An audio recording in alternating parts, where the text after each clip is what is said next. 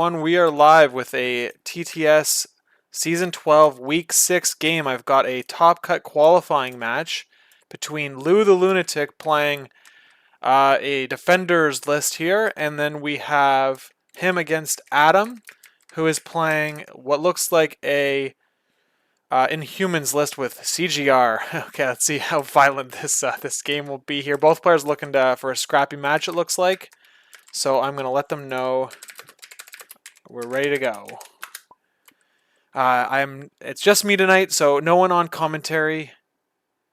But that's all right. We'll call the game.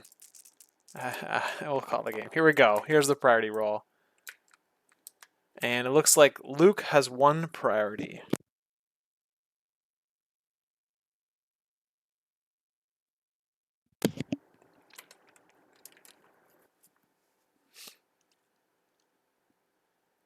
Let's see. Let's see what Luke decides.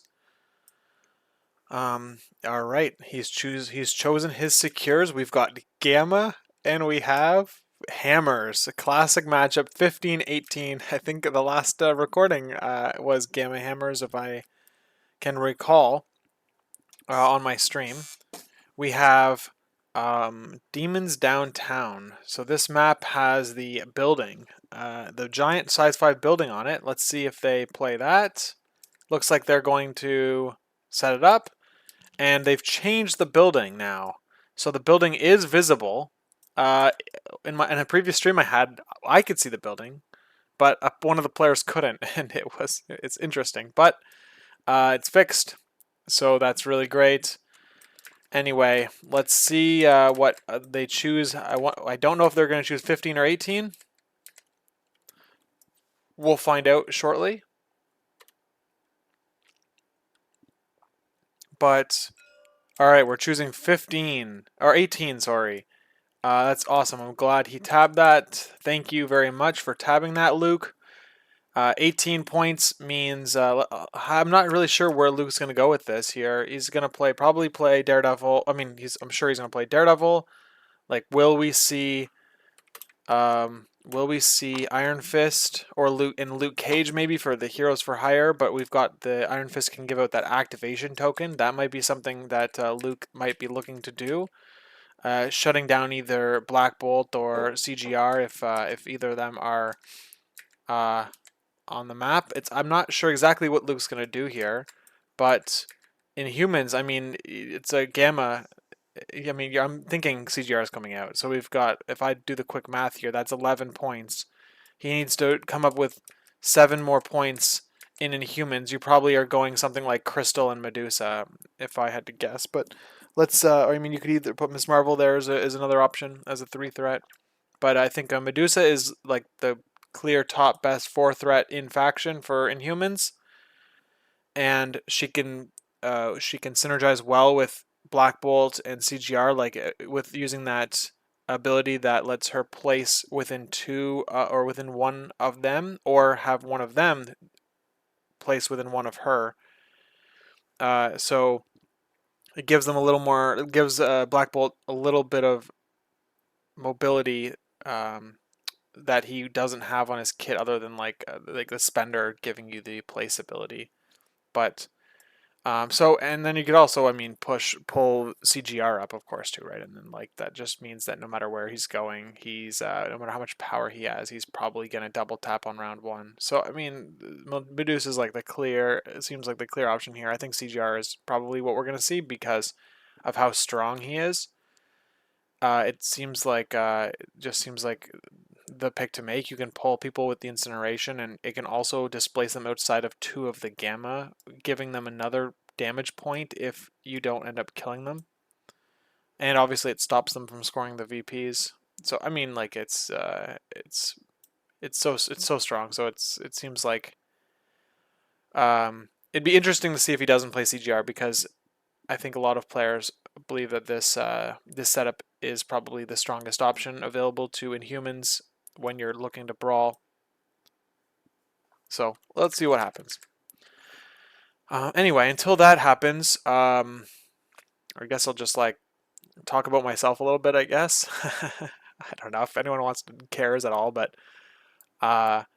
I've got a couple kids. I got a wife. I'm 33 years old as of a week ago, and I got into hobbies. I got into the hobby Marvel Crisis Protocol, like, I don't know, April. When was it, like 3 years ago now? I don't know, maybe 2.5 years ago.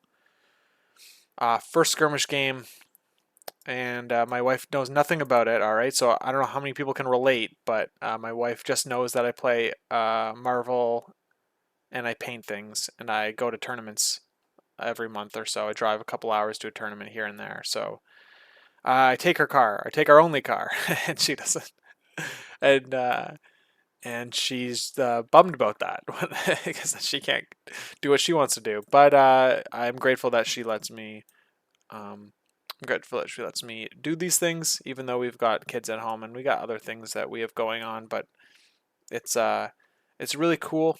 I like the hobby a lot. Didn't think I'd like painting when I started, but painting is one of my favorite things. It's I like how the hobby hits different parts of the brain.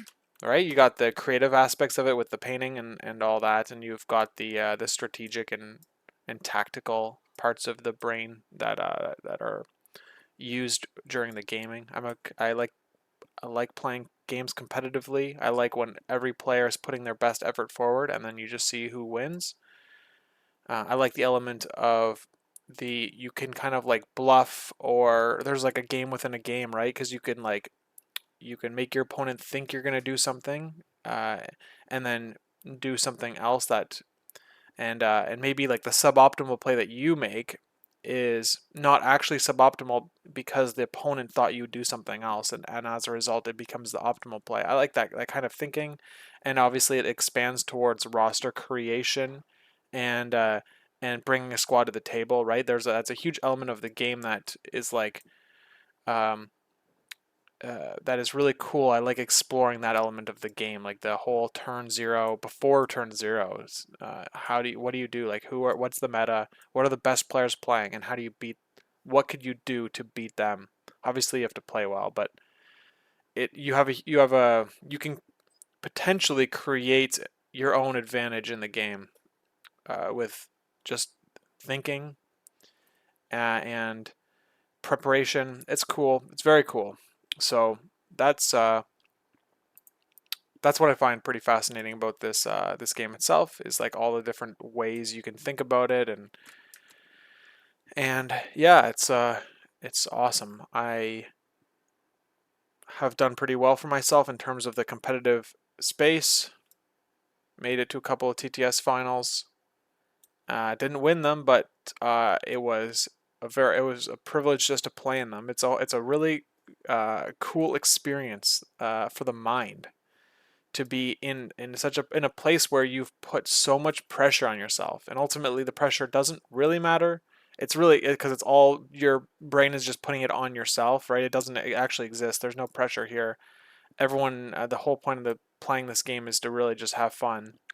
Um, and so it's very interesting to be in a space where you've put a great amount of weight into something, and play with that weight on with that weight on your mind. So it's really fun. I guess basically what has happened is I've become addicted to the top table. I desperately want to get to the top table to feel that level of pressure. It's incredible experience. It also makes practice games much harder because the motivation is so indirect to play to play practice games, because the top table is just a whole other thing, right? All right, we've got LuTheLunatic playing Daredevil, and he's got Wong and Luke Cage as his defenders, and we've got Beta Ray Bill and Ulik as his splash characters. He has eyes on the prize, so it looks like he can grab either hammer safely, potentially. I think that fire truck might mess him up, but let's see how he handles that. And here we go. As predicted, we've got Black Bolt, Medusa, Miss Marvel as his Inhumans, with CGR as um, CGR as his splash character. We've got Smash here. Mission objective: Inhuman Royal Family, sacrifice Brace. So the sacrifice will be to keep the key characters. Being able to activate all 4 characters each round is really important when you have lower model count than your opponent. Typically, of course. I mean, obviously, there's yeah. So anyway, so we have the new Black Bolts, and we've got Ghost Rider, who's relatively new. Let's see what else we have. Daredevil, who's new. Wong has been updated. Small changes. Extra physical die. Let's see if that matters. And yeah, let's see what Luke's got. Sacrifice, brace, eyes, heroes, mission objective. So it looks like Luke is going to. He's going to try to grab. Let's see. I think that Adam has no intention of grabbing an outside hammer, which is totally reasonable for an attrition team. Basically, you know that the characters that grab these outside hammers are. I wonder what they're talking about. They're gonna have to come to the middle anyway. So it's like you just kill the strategy you could use for attrition, right? Is just I'm just gonna kill the characters that stay on gamma, and then on turn 2 and turn 3 when these other characters come back from being outside the gamma and on the outside hammers, at that point is when I'm going to kill them. And so you're okay with them. They're bringing you the extract is the way to think, is to kind of like think about it. It's like, oh, thank you for bringing me this hammer. Now I'm going to kill you and take it from you.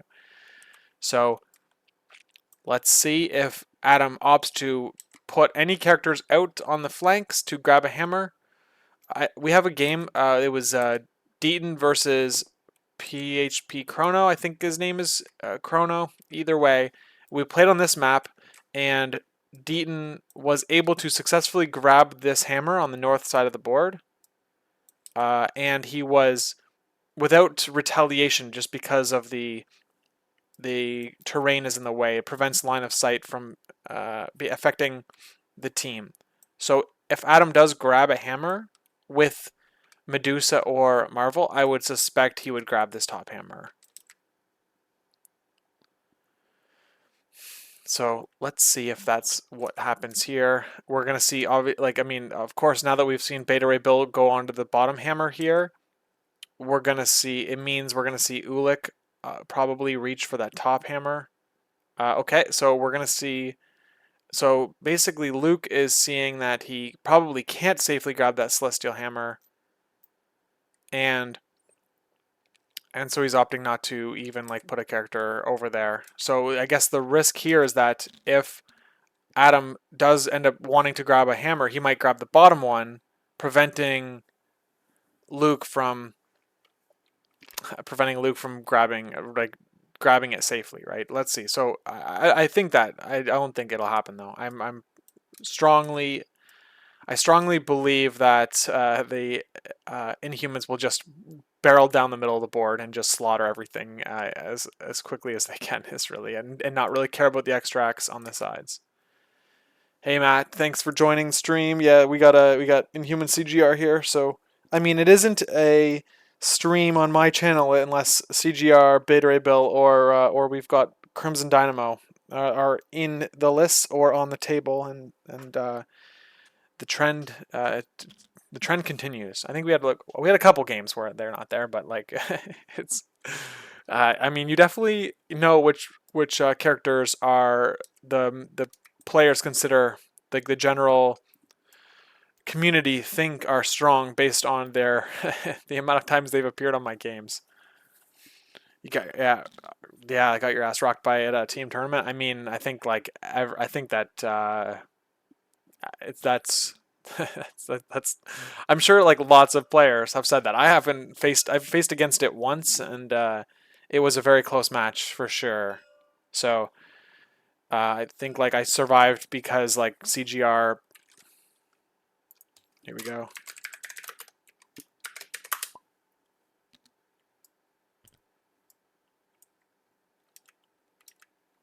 Okay. All right. So now we have Adam who had priority here? Luke won priority. Oh, okay. I'm totally made a bunch of silly statements based on I thinking Adam has priority, and of course it's Luke who has priority. We've got a psychosis roll, so that's why he opted to put Ulik in the middle of the board. He only needs one safe grab, and that's why Marvel is at the top, because he Adam saw where Luke's safe grab is going to be placed, and then put Marvel on the opposite hammer. I think Luke could have played that deployment in a slightly better order by having Ulik on the closer to the northern hammer here, forcing Adam to not know where to put his characters to grab. He wouldn't know which hammer Luke is going to try to grab. So let's see what he opts to do. We had a psychosis roll. It looks like Ghost Rider rolled 2, so he has 3 power to start. And Luke is deciding, what to do here. We've got Beta Ray Bill playing Eyes on the Prize at the beginning of his activation. Make sure you get that range 2 tool out. You don't want to miss this. You don't want to miss the range.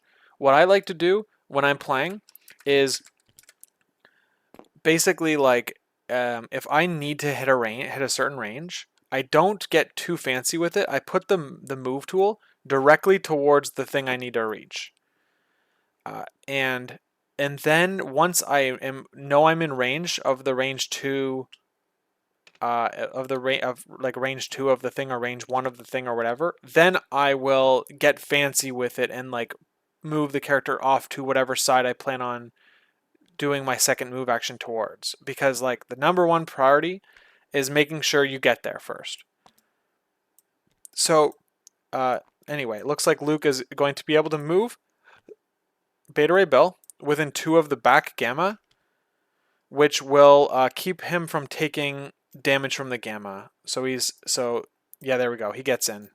Nice tool, nice movement here. He was able to guess the ranges really well, and I think as a result, he's basically getting as far back from the Cosmic Ghost Rider as he can while staying within 2 of the Gamma. Of course, he could have moved further away from Cosmic Ghost Rider, but he would have taken Gamma damage if he did that. So I think that's pretty reasonable. Opening for Luke. It's very common with Beta Ray Bills being like the go-to for a safe extract play.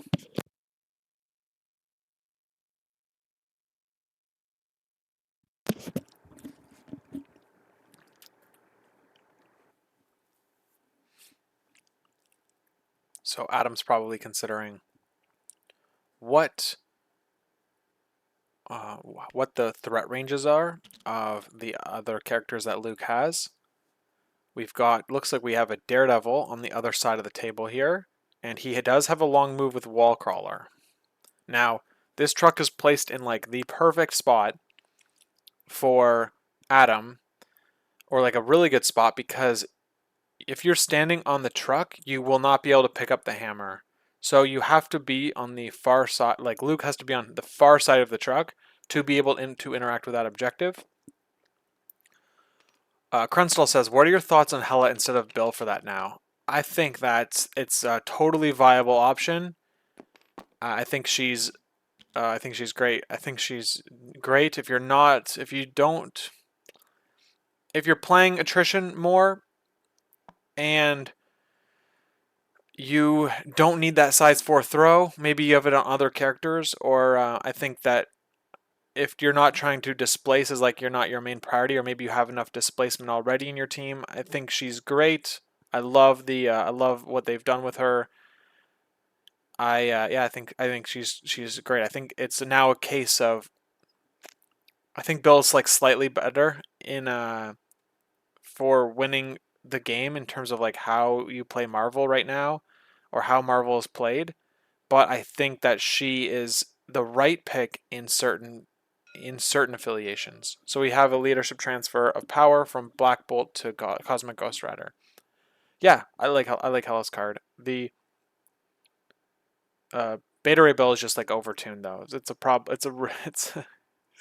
So it's hard to do anything about that.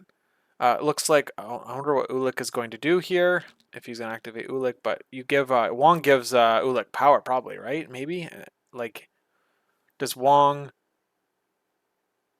He could give you Ulik power.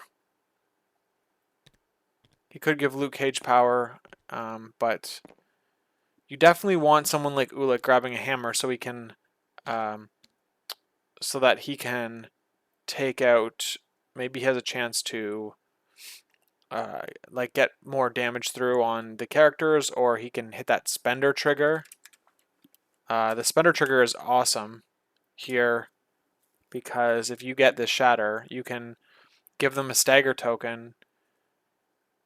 You give them a stagger automatically, and if you hit the trigger and they have not activated yet, you activate them. So it's a really strong trigger. I think it has like a 30% chance, 35% chance to hit.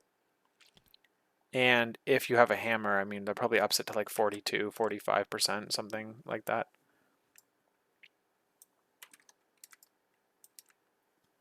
I don't like going early with Ulik though, because you want to kind of keep the other characters like. I think you want to have your other characters. Let's see. You want Adam to like not push up as far as he possibly can, and you do that by leaving your beaters to go as late as possible. Like any characters that can actually threaten the midline, you want to go probably later with, so that your opponent doesn't push into your into your defensive zone, into your in your side of the board as much as they probably could have if you activate all of your heavy hitters earlier. I don't like Luke Cage here. I don't know. Like there's two options. You could either put him here, or you could put him in cover on the building. I would have liked to put him on in cover because first of all he's not doing anything this round. Next round, like what's gonna happen is you're going to Heroes for Hire with him, right? And then you're gonna get the place off of Luke Cage. So it doesn't even matter where he is this turn. Like you're probably opening with the Heroes for Hire. We've got a power transfer from Medusa to Medusa. Medusa's going to walk forward, and she's going to place black bolts within one of her position, probably as far up as possible, I would imagine, because Adam does have that cost him 2 power, so he'll have to spend that. There it goes. And yeah, so he's going to place Black Bolt here. So that Black Bolt basically is guaranteed to get an attack off, at least one attack off this turn. Whereas with a single move, he might not hit Luke Cage. Now, definitely he's going to be able to get on the midpoint and hit Luke Cage with that massive attack. Looks like he's opting to put Black Bolt in range to grab a hammer. So he's probably going to peel. He's probably going to use Ghost Rider to get up the board as much as he can. And then he's going to hit 2 attacks into Luke Cage. And then give Black Bolt a power to pick up a hammer and attack with a hammer. Now, what's crazy is that Black Bolt mathematically, like going into like a typical 3 defense character, right? Like that's like the standard measurement when you look at damage ranges. But Black Bolt, his builder hits harder than Cosmic Ghost Riders, barely. Like it's very close, and it's probably you won't even notice the difference on the table. But they both hit equally as hard. Now, what puts Cosmic Ghost Rider over the edge typically is obviously you can like incinerate your opponent with the chains, but also like when you put winging it's on him, he just becomes like outrageous on top of that. So that's why you see him in Guardians. It's obviously affiliated in Guardians too, but anyway, looks like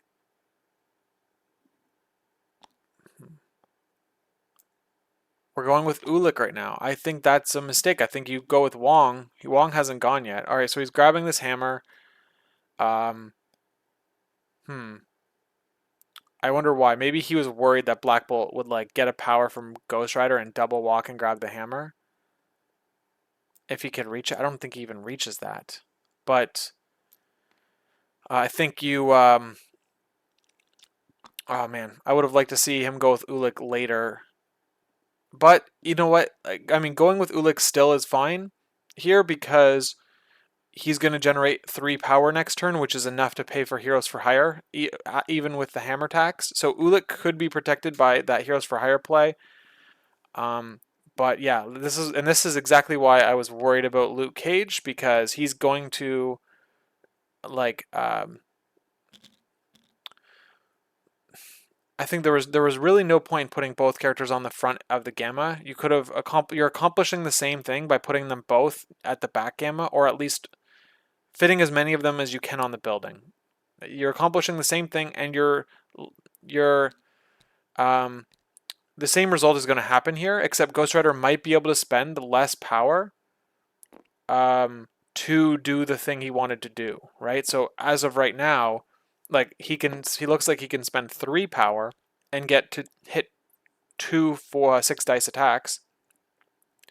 But if you kept your characters back a little more, it would have been all of his power to get to where that is. And if you're on the building, you're gonna have cover, so you are like you're probably surviving these attacks. Whereas I would not be surprised if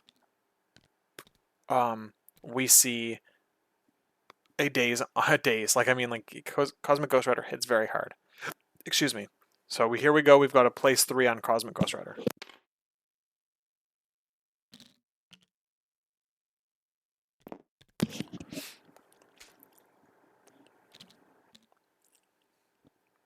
All right. Well, I mean, at least the good thing here is that both characters are tough.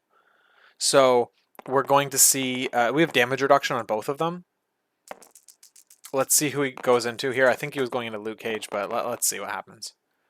All right. Wow. Okay. So Ghost Rider hit. He whiffed. He only had 2 successes. Luke misses all of his blocks. So it looks like we're only seeing 1 damage into Luke Cage. That's Luke is probably very happy about that. And we've got another attack into probably Luke Cage again. Let's see what happens here. And we have another whiff by Cosmic Ghost Rider. It's not a whiff. He rolls 3 out of 3. 3 out of 6. Luke Cage blocks 1, takes 2, because he has 4 successes total. I think that's 4 into 1 is 3, reduced by 1, take 2. So you've lost 3 health on Luke Cage.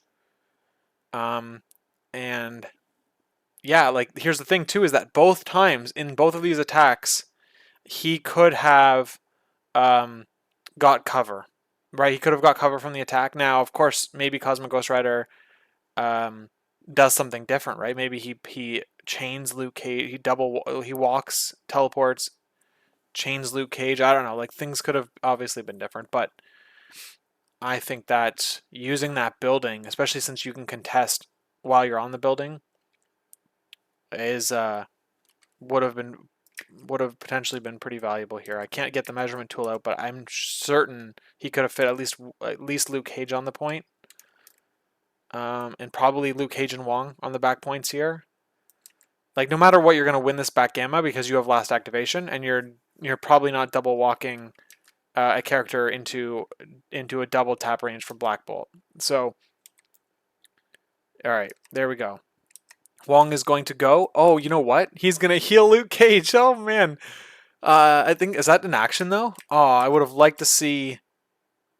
Oh, hold on. No, it isn't. It is an action. He's going to spend it to heal Luke Cage 2 health. Okay, there we go. I like that.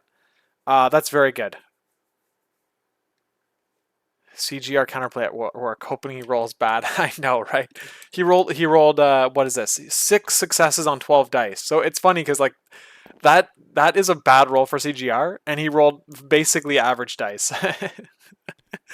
You know, like, it's funny how he rolls 6 for 12, and it's like, well, thank God he rolled bad. Because normally he rolls like 10 for 12 or something crazy like that.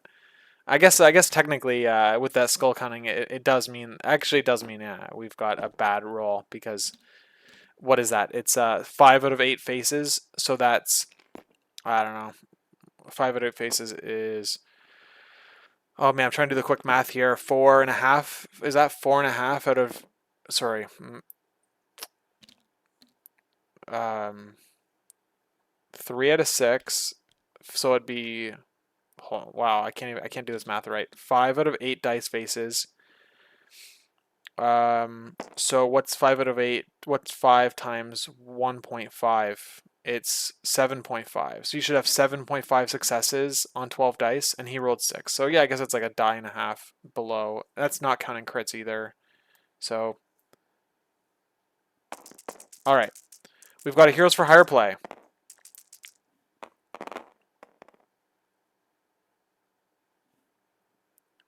It looks like, who paid for it? Luke Cage paid 2 power. So hopefully he did it right. Hopefully that, yep, probably. I mean, Luke Cage probably Heroes for Hired himself, I would imagine.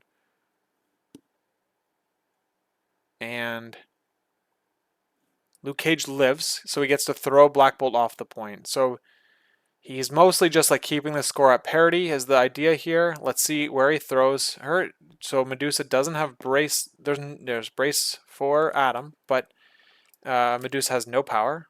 So we're getting some free chunk damage into Medusa here. Let's see if she takes any. 3. So 3 damage coming in. Let's see what she gets. Inhuman rerolls are only for attacks and defense, so she doesn't get to reroll these. Oh, we have a crit.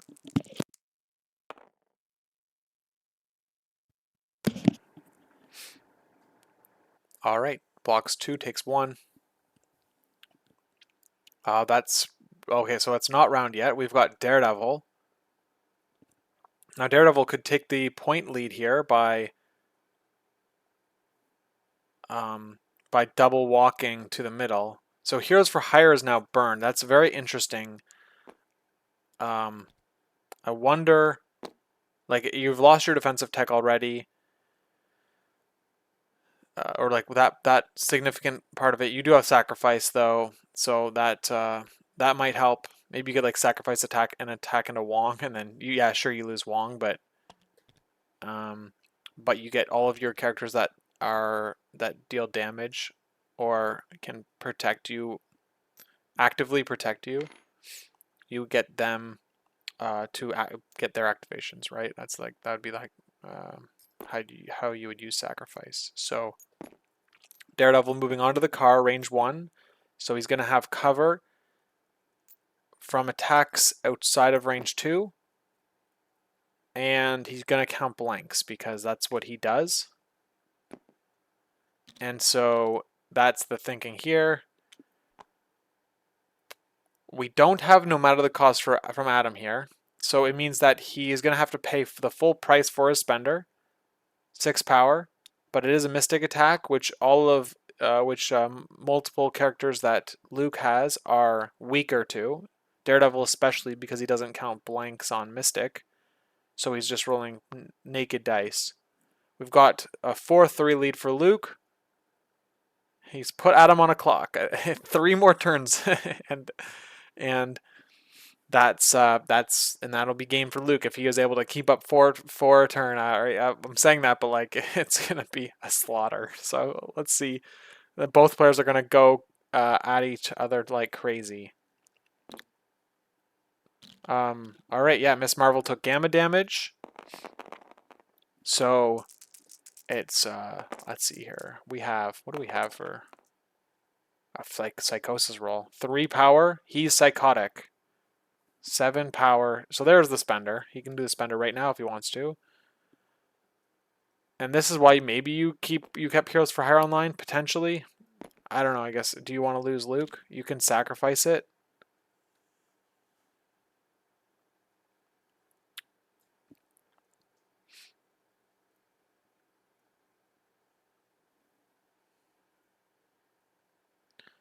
So the thing with let's see. So Ghost Rider has lots of power. Man, when he has lots of power, he can do anything he wants. Like really. So he can he can completely negate a sacrifice play here by pulling Daredevil in if he wants to. And then there's no sacrifice option available to Luke, and he just has to take the attack on Daredevil. Daredevil has only 5 health on his flip side, so he is like pretty light on this side. Like the counting blanks really has to work for him to get like the full use out of that 5 health. And the Ghost Rider Spender gives no power for damage dealt. That's so brutal, right? In a game where you kind of need those clapbacks, and then you have these attacks. You've got Ghost Rider who's like almost guaranteed. He's like, it feels like he's guaranteed to have the Spender on turn 2. And it doesn't give any power either. It just puts your opponent on such a back foot when it's like, I'm just going to one-shot you. And there's no comeback here. There's no comeback here in terms of like, you can't Spender back into me next turn because I'm giving you no power for this. It's pretty feels bad. It's like, yeah, it makes playing against him challenging because he can consistently get that Spender off without any. There's like a little bit of a glitch. Oh, here we go. Yep, he is doing the chains here to pull Daredevil in. But yeah, it's those attacks that don't give power are just like not a fan. Not a fan. But I mean, they're in the game. What's going on here? They're trying to figure this out.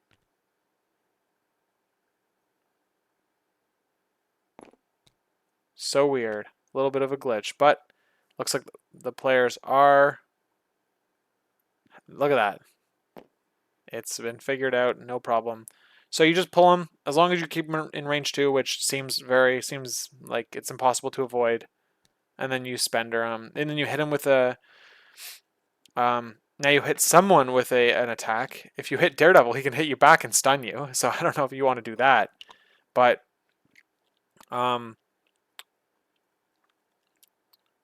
so you probably go into Ulik or Luke Cage first. You don't want to get hit by that stun on Daredevil, I don't think, because you're about to you're knowingly you're about to spend all of your power into this. Let's see what he does. Let's see who he targets.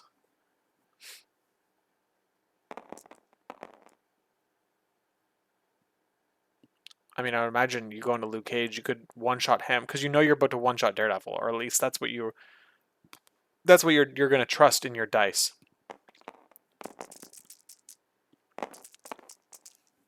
Okay. So let's see who we go into. I'm looking for the results. There might be a little bit of lag. All right, we have 5 successes with Ghost Rider here. What a good roll. We got 1 block. It looks like they're going into Daredevil. We got 3 damage, right? Because he's got.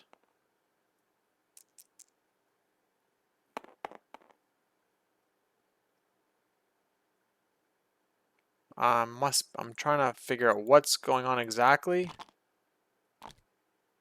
Oh man, he takes 4 hits, gets 4 power, and now he's about to clap back on Ghost Rider here. He can advance short, but you have to advance towards the character. And then, see, this is why Heroes for Hire would have been sweet here. Ah, man. Rolled too many dice, so he rerolled it. Okay, there we go. That's fair. Yeah, because it's energy, right? And yeah, you're gonna die, so you attack the character that you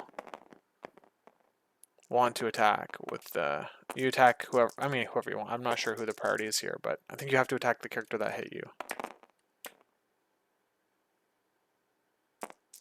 Yeah, you can make a strike targeting. Yeah. All right, we've got 2 crits. We've got the Daredevil leadership, so he's going to get rerolls too. And that's why he put him within 2 of Black Bolt to get 2 more rerolls. So we've got 2 blocks from Ghost Rider. We've got 4 successes from Luke. So let's see if he converts any of these rerolls. And he does. Wow, he hit 6 successes. It's going to put 4 damage through on Cosmic Ghost Rider. That's very interesting. We could have had Black Bolt take the hit here, but he, I guess, opted not to, and probably a good call, maybe. I don't know, because that was a big roll for... No, there's no stun here. It's a wild, isn't it? Wild stun. Yeah, they're checking it out. They're going to fix that. All right. Either way, I mean, I think that's pretty... that's okay. I don't know what to say. Like, you just took 4 damage. You put 4 damage on Ghost Rider. I think that you are still on the pathway to victory. I mean, it's gonna be bumpy, but you're like you need to deal with Ghost Rider in some way. So it looks like Luke is choosing violence. If you take him off the board, you're... It might be like, I mean, that might be enough to overpower the rest of his team. But like I said, Black Bolt hits super hard. He's got a hammer, so Black Bolt's gonna be hitting harder than Cosmic Ghost Rider, which is like it's just a lot. Okay, we have a power from Ghost Rider given to Medusa, and now we have a spender going into Daredevil, I would imagine, or maybe not. Maybe he doesn't get greedy about this, and he just does a 6 dice counting blanks, or sorry, 6 dice counting skulls energy attack. Let's see what he does. He rolls amazing. Yep, so he just rolled 5 successes on 6 dice. And Daredevil rolled 1 block because of blanks, so he is dazed. Now Ghost Rider is probably looking to just like place and then do the whole incineration yank and yank like all 3 characters on the defender side. Like maybe, like I don't know what the other option is. Obviously here is what we're measuring as a sacrifice is bodyguard from Black Bolt. So the range 3 is for the pull, the incineration and pull. And so let's see if he does like a range 1 place and just does just pulls Luke Cage, or if he pulls Ulik and Luke Cage, or what his thinking will be here. I mean, you could even get range 3 of Marvel and pull her in, and then give her another couple power over the next 2 turns, and then set her up for a transform. I think it's 3 for transform. It would just let her get into the action, right? Because you could, like, even though you would do it, you would incinerate her. I mean, if you pulled her, but I don't know. It's something. The other option is, I mean, you could just not. Yeah, I don't know. She's just out of it this round. I mean, Bill at least can like move and attack and be like in the middle, near the middle. But yeah, Marvel is, if she moves and attacks, she's still stuck there. So if there's any way to give her a power, she'd be able to move, attack, and then transform, and then be on the gammas. I don't know if that's good or not. Okay, but he did. He is moving to within 3 of Luke Cage, and he is pacing. He already paid the 2 power for the pull and incinerate.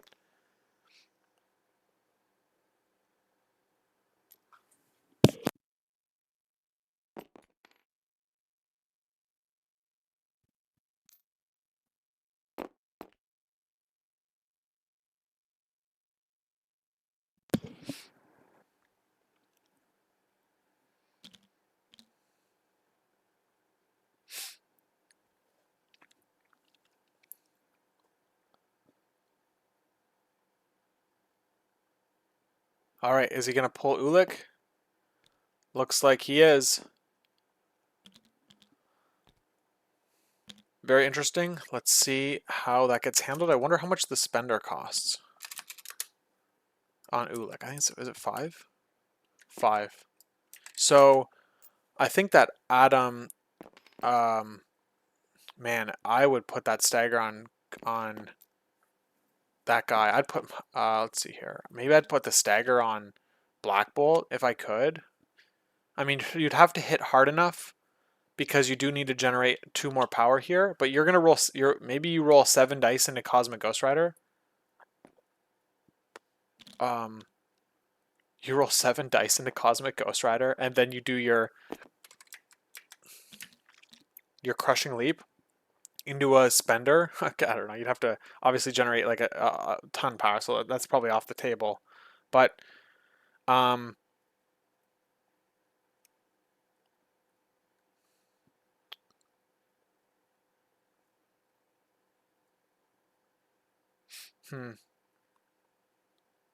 activating Black Bolt would be just ginormous for Luke. He's measuring, so he's measuring the range 2 here. So he's got 3 power. He can do his Crushing Leap ability and get into range 2 of all 3 of these characters here, which would give him 3 rerolls. So he'd be doing a 7 dice reroll into all of these characters. 7 dice with 3 rerolls into whatever character he wanted. That could generate him enough power to, I mean, like if he one-shot someone, right? He could generate enough power to spender. Like, you know, it'd be pretty amazing, right? If you are able to one-shot like Black Bolt here. I mean, obviously Black Bolt would like raise his shield, raise his defenses probably. But like, if I mean, each of these characters have 5 health left, right? So it's like the dream scenario that that Luke is probably eyeing up here. Is the dream scenario is one-shotting one of them. It gets you 5 power and do a spender on another one, right? And then you get to activate them completely. Or I mean, like that'd be the thinking, right? So that's like the best case scenario. Let's see how close he can get to accomplishing that. And it all comes down to how successful this. Yeah, this is exactly this. He's got the right placement here. I don't think so. I think he can get in if he goes all the way. He can hit that place 2 button and just like launch him up. But looks like he's so he's done. He's already done his place 2. He's stuck, not getting to a Black Bolt. I wouldn't have cared about the middle gamma. I would have, man, be able to hit 2 characters here, because now he's stuck only hitting 1 because he only has range 2 attacks. And he doesn't get the reroll from defenders. You really just want to push your characters into the enemy lines with defenders here, and yeah, I would have liked to see him, Ulik, be in range of all of them for the rerolls. He rolls only 3 successes. We've got Ghost Rider rolling 2 blocks so far. We've got a explosion of crits. Now we have a single reroll. So we have 3 blocks on Cosmic Ghost Rider. We've got 4 successes with Luke. On Luke's Ulik. So we're going to see 1 damage go through. So we're going to see another hit into Ghost Rider, I would imagine. And he does get a wild push. He can push him any direction. I mean, maybe you push him towards Beta Ray Bill. I don't know, but you have to keep him in range 2 of Ulik. That's you just have to do that so you can actually have another action with Ulik. But yeah. Oh man. Would I have liked to see him just double tap Black Bolt? He has Sacrifice up though, so he would have been able to divert attacks from.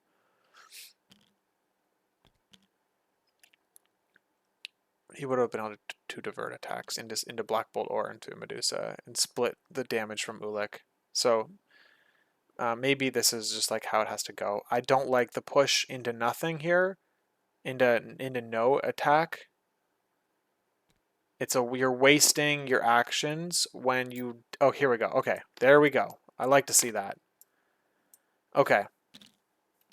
Yeah, so let's see Ulik punch again into Ghost Rider, hopefully dazing him. It means that we could very well see a KO'd Ghost Rider next round, right? If we get a daze here, that's what we could see next round. And that would put Luke in a good spot. Of course, he has to weather the Ghost Rider storm next turn, but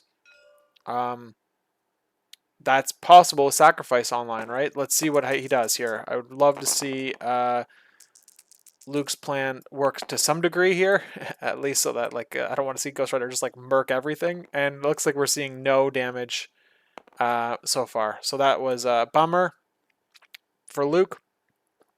Adam's probably thinking like, oh, this is really good. Adam's probably thinking this is great. It means more attacks from Luke's side will have to go into Cosmic Ghost Rider this round, if that's the plan to daze him this round, and which means less attacks into my back line. So Ghost Rider is soaking up. He's like tanking. He's going to start tanking a few more activations here, or maybe one or two more. And so Adam has 3 characters left to Luke's 3. He's going to have priority this round unless he takes out Luke Cage here, and then in which case Luke would get priority back. So I think that would be a bad move. I think you just start pushing attacks into Ulik here. He has no way to avoid them. He has no defensive tech other than damage reduction, and he's incinerated. So you put 4 attacks into him, that's at least 4 damage, and I'm assuming it's going to be a lot more with Black Bolt holding that hammer.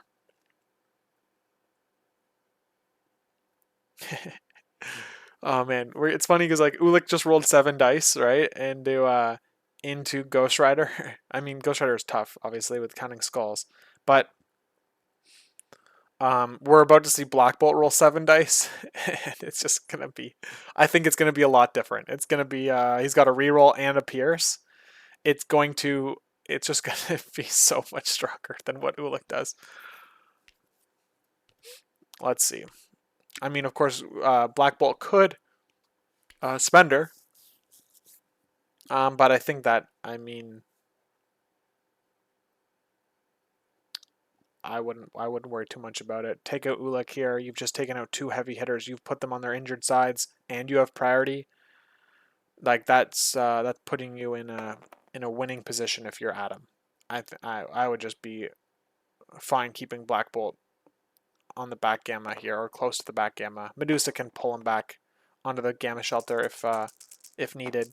So I would imagine we're about to see an attack into Ulik here. He's the only one in range of any characters. And there it is. Look at that. I called it. That's a fucking crazy roll.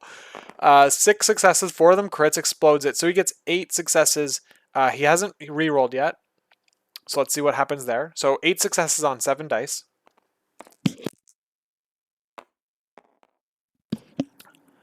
And all right, so that's what we end up with. 8 to 1 block. So that is a dead Ulik. No, he's living on 1, I think.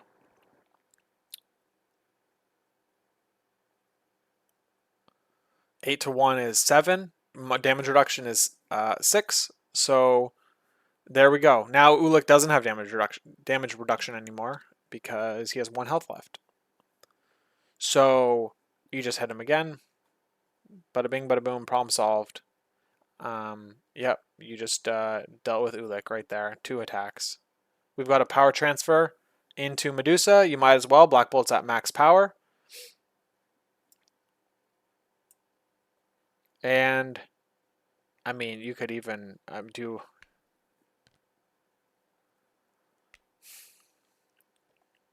I wonder what Adam's thinking right now, but man, just you attack Ulik and you pick up the hammer. Seems, I don't know, I think that's pretty much the best way to go about it.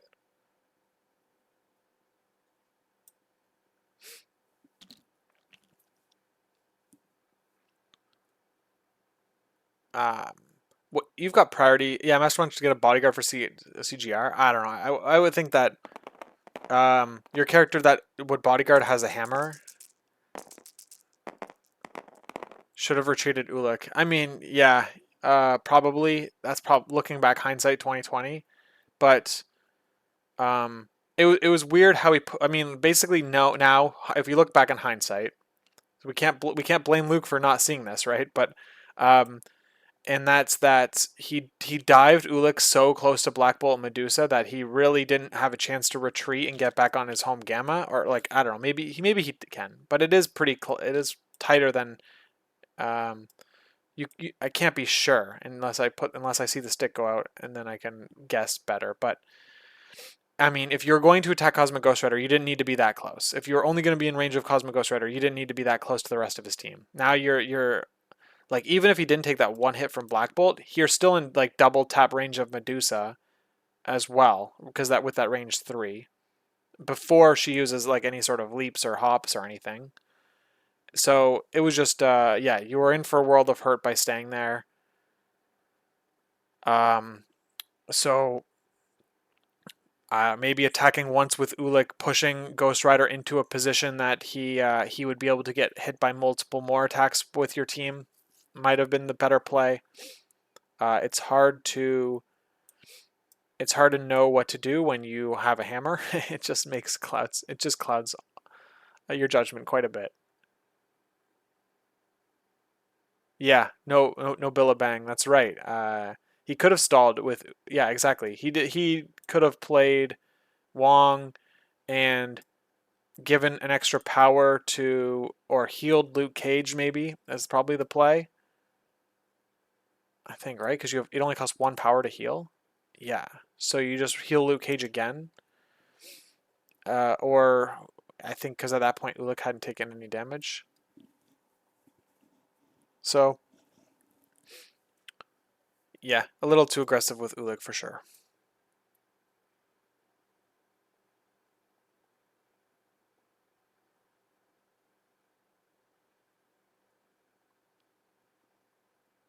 Yeah, the red mist sets in with a hammer. That's right. I mean, I think it does. I think a lot of players just like that one extra die makes them think they can like murder the world. I mean, it's yeah, it's. I mean, it's just fun. It's a good time. So here we go. We're going with Wong. Looks like he's probably gonna heal Luke Cage. I can't imagine doing anything else. And we did have Black Bolt take that second hammer. So now Adam has 3 hammers.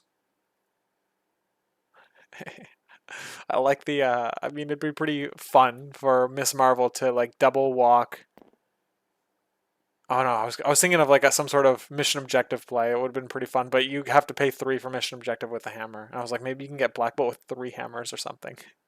But nah, not this turn. Next turn. It's a setup for next turn.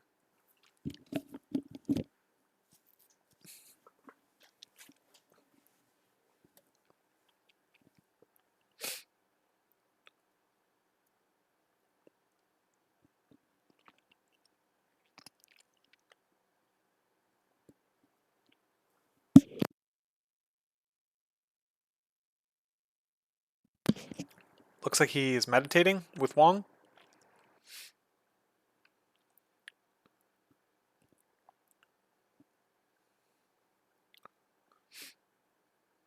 And he's looking to probably pass the power to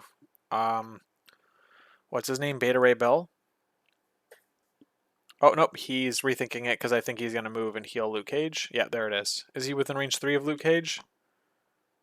I didn't look. I wasn't sure about that, but he doesn't have the tool out, so I don't know. It's hard to see. It's hard to tell. So, okay. We've got Medusa and Miss Marvel to go with Adam. Adam is, I think, making the right call here by just pulling her back. She can't really do anything crazy, so you might as well keep her in the back. You can heal. Have Black Bolt give her a power, probably, so she can start setting up a monster turn with her hammer next round.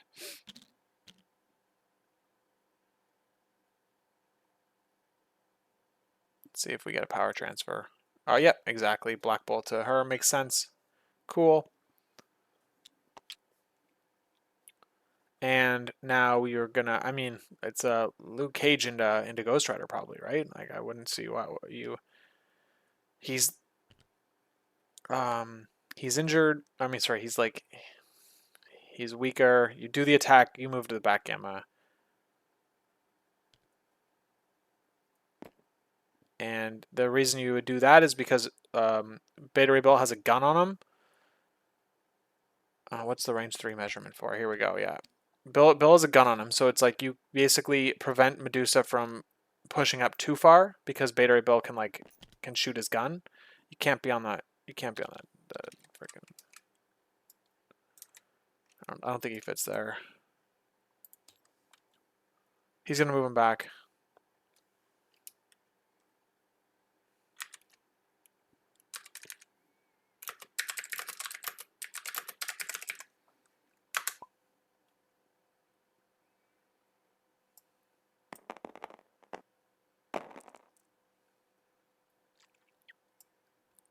All right.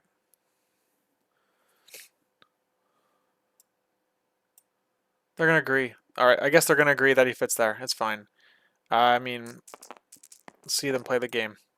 So we've got a boost, a defensive boost on Black Bolt. We've got a gun on Beta Ray Bill.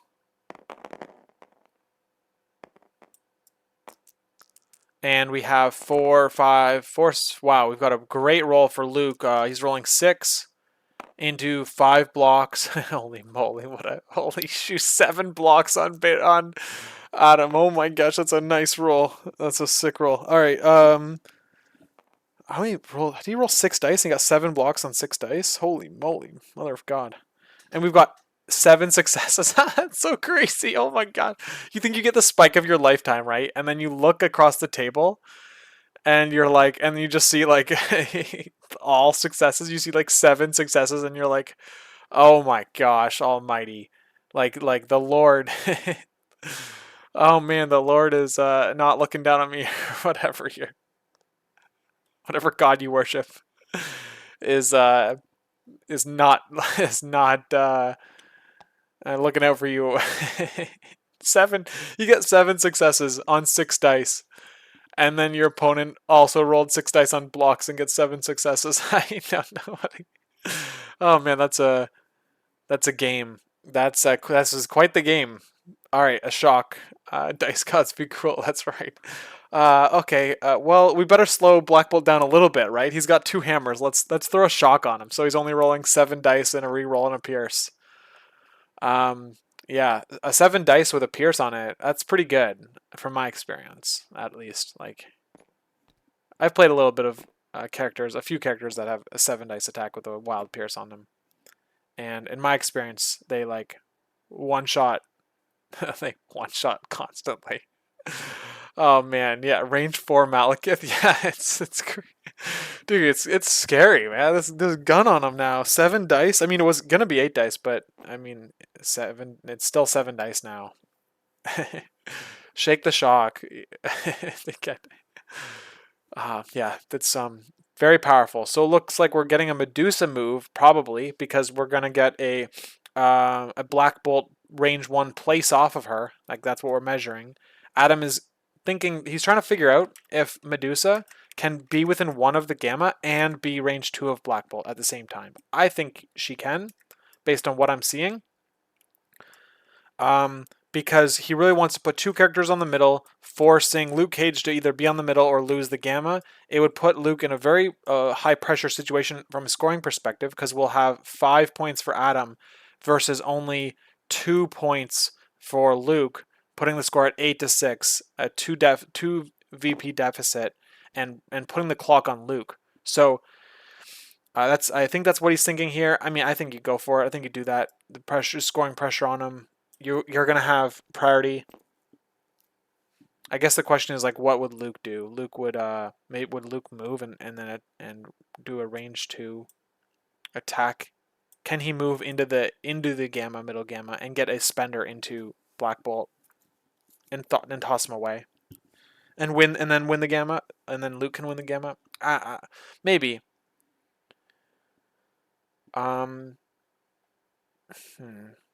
You do have sacrifice though, right? You maybe just sacrifice into CGR. I don't know. It's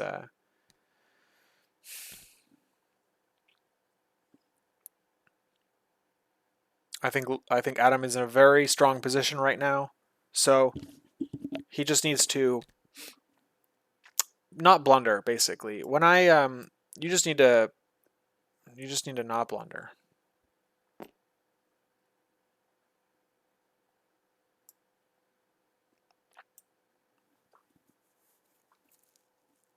interesting here. He is gonna looks like he's opting. He's going to see if he can contest use that Black Bolt place to contest the middle, and he's gonna try to double walk Medusa. I think at this point, maybe like when I'm in these situations, it's like if you've in your mind, if you've decided that like the first half of the actions are like definitely gonna happen, like this move and place Black Bolt, you just execute that, and then you just like you pause your turn there, and then you just think about that afterwards. But I mean, there's a lot going on, right? It's like you're trying to plan 2 or 3 steps ahead right now, and so you're getting frustrated when or not frustrated, but like it's just it can become confusing when you're now looking at like 4 or 5 different you're picturing like 4 or 5 different realities in your mind, and you're not sure. So look, let's see if all right, let's see what Medusa does here. So is she in range 2 of Black Bolt? Oh, I think it's close. What do you think? Think she's in? Think she's just out, if I had to guess. Let's see if I'm how wrong I am.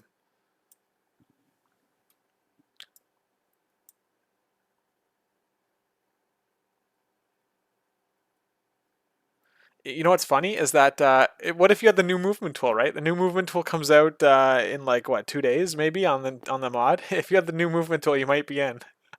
I don't know. It's close enough where it's like that could be the case. Yeah, out I would guess. Yeah, I mean it's I've played TTS enough now where it's like you just get this vibe. You just vibe it out, and you know like, oh yeah, that's in, that's not. All right, so what are we getting? A pay 3 for a throw on the Beta Ray Bill. Totally reasonable. She still has another action. She's going to move onto the car to get cover from a Luke Cage attack and win the point. She's not on the point yet, but I'm sure they're going to agree. Oh, there we go. Yeah, she's on the point. And that's fine. Like, she could have. So I guess if she wanted the back gamma, she could have bounced off Cosmic Ghost Rider, maybe been range 2 of Ghost Rider, and then like placed within 1 of him, and then moved to the back gamma. But I guess Wong is there, so you're not really accomplishing much, because you're just stopping 1 VP. It'd be a lot different if you were blocking your home VP from being scored, because it'd be a much different swing. So Luke Cage is opting to move first and attack next. Now the question is, who does he attack? I think you have to. I mean, I would pick Cosmic Ghost Rider here. I don't think you want him activating on his healthy side anymore. And you need to. You're like I don't know. I don't know what the right answer is here, but I think that's. I don't think it's. Um, I don't think it's trying to win the game on points. Right this round. All right, Cosmic Ghost Rider.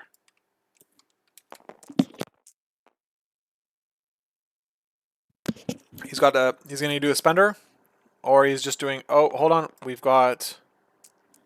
Yeah. Okay. We're doing an attack on a Cosmic Ghost Rider. Are we doing a spender? I don't think so. I would have done the spender here, but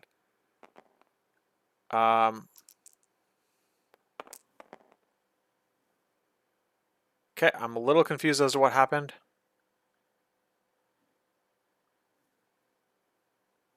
But we have Cosmic Ghost Rider living on 1. If he rolled the spender, it would have got the wild trigger for the throw. I guess Brace is online, so what do we have now? Oh, we've got a car throw into Cosmic Ghost Rider. Do we have a Brace play? You probably do. I mean, you do Brace here. Oh yeah, look at that. TG Lord, that's right. Oh man, that'd be a spicy attack. Devil's Deliverance? Oh man, maybe Luke like pulls the sacrifice and the Luke Cage and make sure the Devil's Deliverance happens. But yeah, TG Lord, that's a good call. The Devil's Deliverance could like board wipe. That'd be crazy. Okay, so we have a car throw into Cosmic Ghost Rider. If I'm Adam, um I think I brace it here because you get another you get guaranteed 2 more activations with CGR instead of only 1. Yeah, Krenstall says I'd brace for sure. I mean, the problem is, I mean, the only concern is you've got Ulik and Bill who have size 4 and size 3 terrain throws. So does Marvel have a size 3? Let's see what her terrain throw says. Size 2 or less terrain throw. Okay, so yeah, Medusa has a size 3 character only throw though, I believe, right? It's other, let's see, where is it? Hair flip, choose a character size 3. Okay, so yeah, I think that's only Ulik and Bill can throw those buildings. This is a very valuable, this would be a very valuable, you're basically paying a tactic card to get to guarantee an extra activation with Ghost Rider that you might not have got if you didn't. So it's worth it. All right, and we're scoring 2 for Luke, and we're scoring. We're scoring. What are we scoring? 3, 4, 4 for Adam. So there's the score. Look at that lead that Luke had. That's why like a round 1 lead is always nice, because if you do lose round 2, the score is as close to parity as you could basically hope for. Maybe it is parity. In this case, it's only a 1 VP difference. And so you like you're not out of the game at all. So let's see what happens with Ghost Rider here. I would definitely like to see Daredevil activate. Imagine if Black Bolt was injured for next round. Yeah, but he wouldn't have hammers. He wouldn't have 2 hammers available to him in that case, right? So he'd only be rolling a 10 dice Whisper, not a 12 dice Whisper. I can't see. I don't know how to flip his card. Yeah. It's like you have to hold like control. I don't know what it is. Whatever the hotkey is. Only 10 dice and a wild stagger. There's potential for 2 Devil's Deliverances. CGR needs to kill Daredevil. Oh yeah. I think, is it auto push on the Devil's Deliverance though? Yeah, so you wouldn't get the full benefit twice. And you probably one-shot a couple of them, maybe. I don't know. I think either way, a single Devil's Deliverance would be awesome to see. So let's see what we get. We've got, okay, look at that. So just a casual 5. Wait, what's going on here? So is it because, why is he only rolling 5 successes? Oh, duh. It's the Psychosis. Okay, yeah. Thank you, Eroticos. I don't know how you say their name. Eroticos. One of them, sure, maybe. Okay. We have he's looking to incinerate Ulik, probably. Because he wants to avoid the sacrifice. There's no escape. I mean, yeah. He wants to get Ulik out of there so we can get Luke Cage out of there. Because Luke Cage is like, literally, he's like stuck. I mean, he's not really... Yeah. The problem is, you pull Luke Cage on the other side of Ghost Rider, and he can still taunt. So, Ghost Rider has to place away from Luke Cage. I think that's what we're going to see. That's not... I don't think that's in range. Has he spent the power?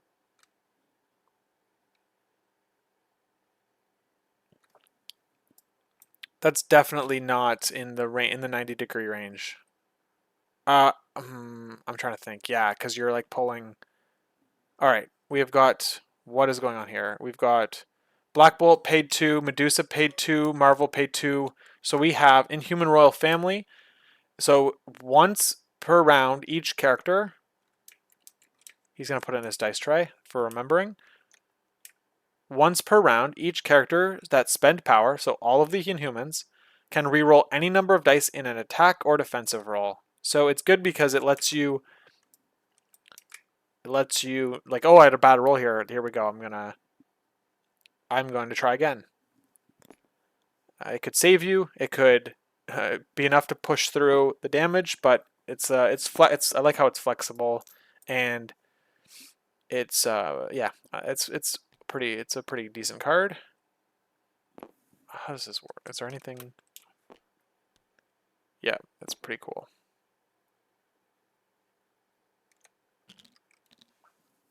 Okay. So, let's see what we do here. Does Adam pass? I don't think so. But he has to make a decision. activate Cosmic Ghost Rider because he has 1 health. And you spend her. You just spend her. And this is where. This is where no matter the cost is super helpful, right? Because you can spend, you can have, if you had 10 power, you could spend all of it plus 2 damage on Ghost Rider, and you could double spend her. Now, in this case, it wouldn't work out right because he only has 1 health left, but that's, oh man, Cosmic Ghost Rider, is he going to do all of this work to get a, oh man, I think he's going to let Daredevil activate, is what I'm seeing. He's outside of 2 of Black Bolt. Luke is measuring the check on that.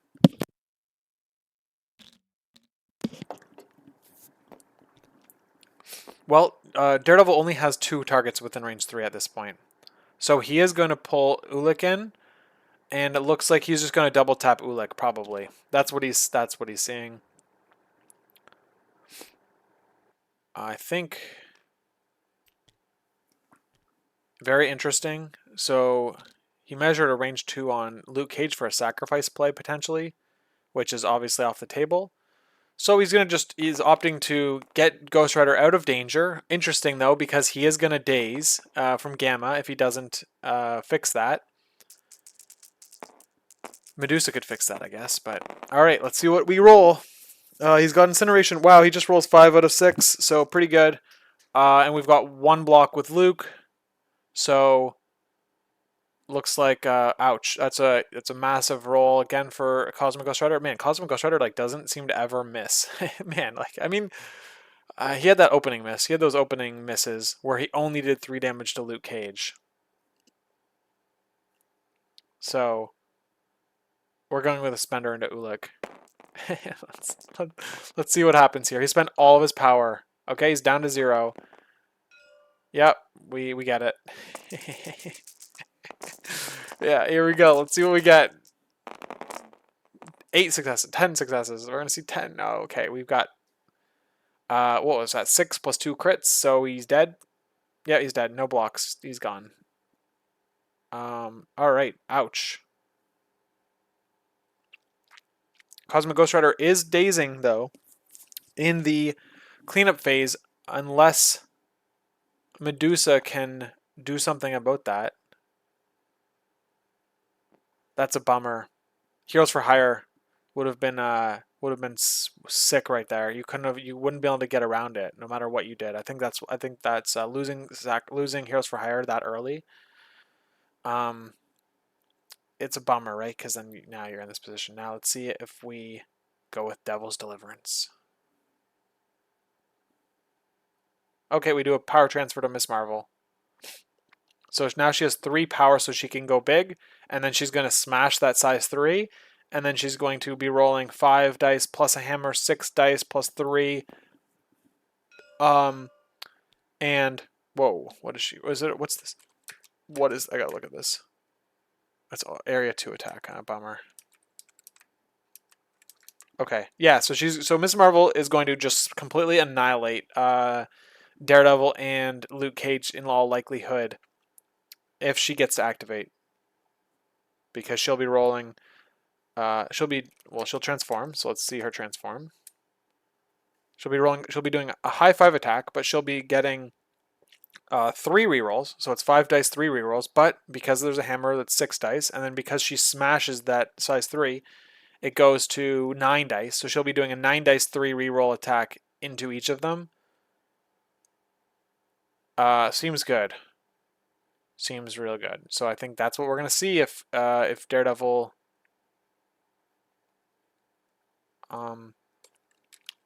if Daredevil doesn't get her here. I think that, and that's probably, maybe that's what you do.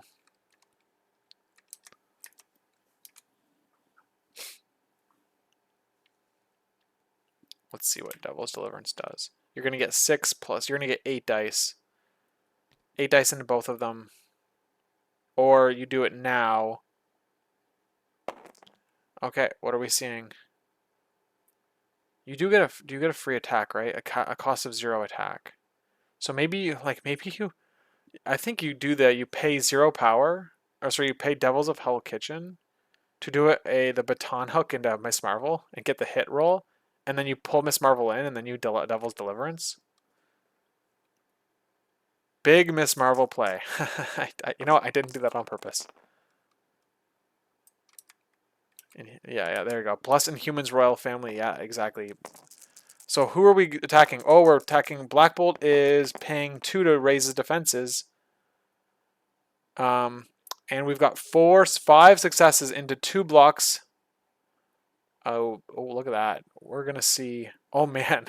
Oh, yeah. So Daredevil doesn't have his clapback attack anymore because he's injured. He only has that free extra attack. Or it's not free. It costs 2 power. And you get to do another attack action. But if you roll skulls, you take damage. So no more clapback. And he does get 2 rerolls if he needs them. So he's opting to do them. So this is his defender reroll.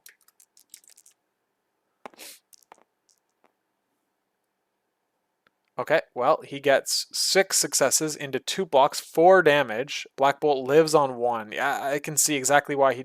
Now, let's see if Inhumans reroll, if he does his Inhumans reroll here. He might opt to use the... And he does. He uses the token to get 3 rerolls. Let's see how much damage he is able to block in addition to the 2 he's already blocked. 1 more. So it's a bummer on... oh, he's got his Black Bolt, an 8 reroll. And... it's only 3. So he still takes 3 damage. He lives on 2. He gets a stun on him. Probably, right? I think that was that attack, the strike. But...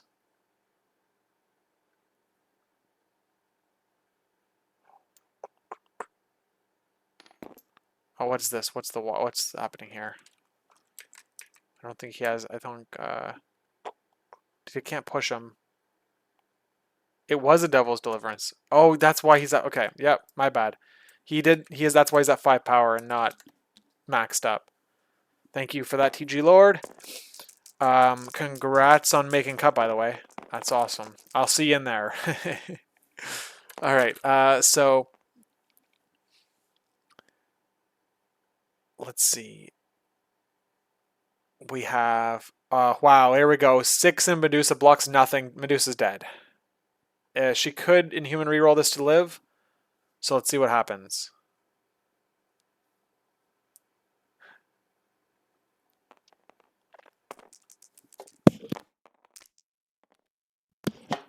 And let's see if the block connects. She needs to block at least more than that, I think, right? 6.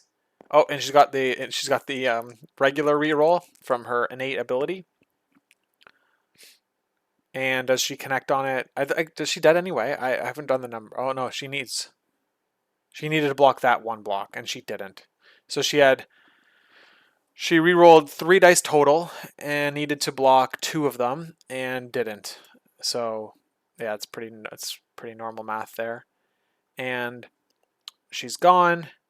So that was his first action. So he's still got 2 more. He's got another attack action if he wants it, but then he also has his pay 2 power for a free attack. Let's see if he let's see who he goes into here. Whoever he doesn't go into is going to do very well. He was paying the 2 power, so he's going to get his free attack action, and he's going to go into Black Bolt, who is probably going to pay the 2 power. Here it is. And let's see, I would have, would you have sacrificed in Marvel? Maybe not, but we only have 2 successes here. That's enough, though, if he doesn't block anything, and we have a massive block from Black Bolt. So, this is really good for Adam. Now the sacrifice play is online for him if he wants to split damage or push damage onto Marvel instead, and you might be able to keep Black Bolt alive, or just keep your characters that have hammers alive this round if you split this attack. But the problem he's having is that their characters are either low on health. I mean, Black Bolt's either low on health, or Miss Marvel is much less tankier than Black Bolt. because he has those extra defense dice.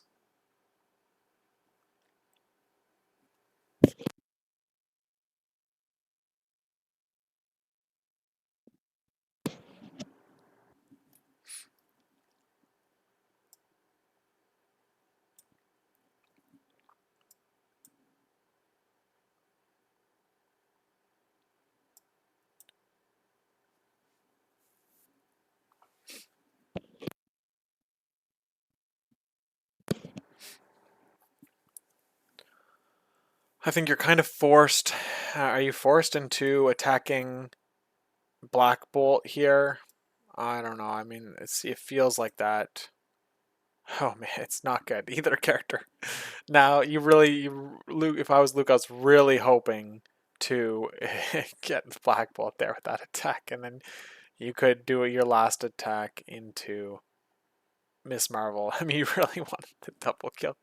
It's funny because it's like, all right, my way out of this is to double shot. All right, 2-tap, and then the first attack whiffs or whatever. They get a massive block. It's like, all right, well, that's a problem. So let's see what Luke opts to do. He's just checking out his ideas.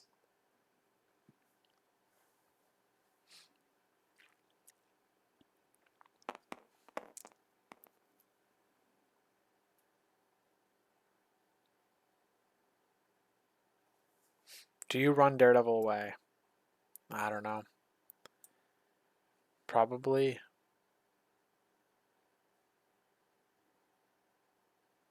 I'd consider it. Wong can give him an extra power, so he could be at 5 power next turn. He could do it again.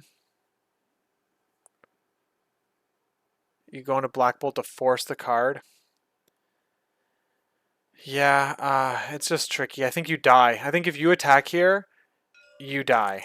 So it's like, is the attack worth it? We have a sacrifice into Marvel.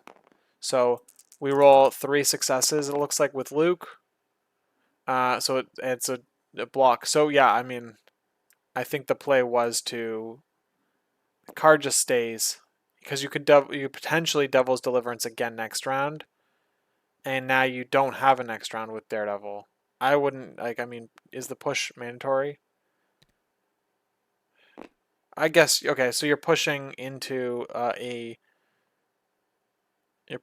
bodyguard here. So it's okay. But I think you're just going to transform outside of the bodyguard range anyway, and your high 5 attack has a good range on it. It's range 3 on on a large base. Like, you can basically hit anything you want in a lot of cases. So looking at it now, knowing that he had sacrifice online, then yeah, maybe you just run away with Daredevil. Give him one more activation, because he's about to have no more activations. Did Marvel play the hammer tax for what? For sacrifice? That's a good question.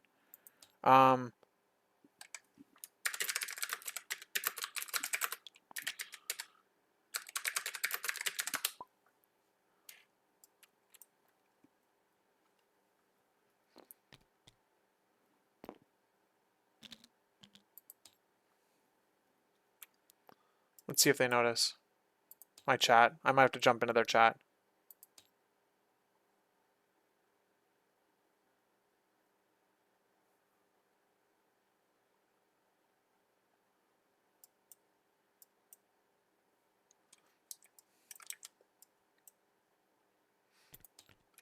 Okay, I'll jump in there real quick. See if they...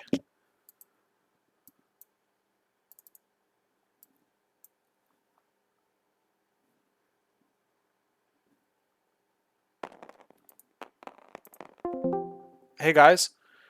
Hey. So Miss Marvel and Black Bolt should have paid an extra power because of the hammers on the sacrifice. Oh yeah, hammers. Thanks. Always gets me. Yep. All right. So, all right. So there we go. Do I need to be in a room? I don't think so. All right. Okay. Thank you for calling that out, chat. Let's see.